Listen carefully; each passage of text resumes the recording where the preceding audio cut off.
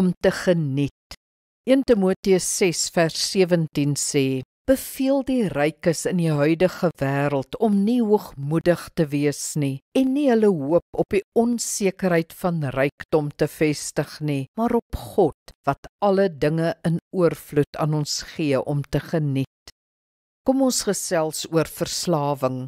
God gun ons om lekker dinge te geniet. Trouwens, hy het ons gemaak om te geniet. In die brein laat dopamien ons lekker voel as ons dinge doen wat tot ons oorlewing bydra. Byvoorbeeld eet en drink, verlief wees, intimiteit beleef, jou kinders geniet of vooruitgaan of wen. Ja, kaaskoek met goeie koffie, die lekker moegheid van oefening of om met jou kleinkinders te speel, het 'n fisiologiese basis in die brein. Die brein beloon sulke gedrag en prioritiseer dit om dit weer en weer op te soek. Dis hoekom ons elke keer weer hamburger en chips bestel.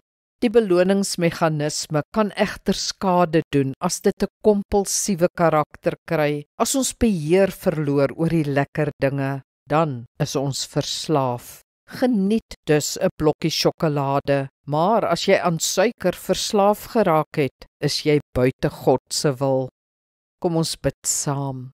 Hemelse Vader, help my om die lekker dinge te geniet, want dis u seën. Help my egter om ook met dissiplines te kan leef, sodat die lekker dinge my nie benadeel nie. Selfbeheersing is ook deel van die geestelike lewe. Amen. Die Here seën jou.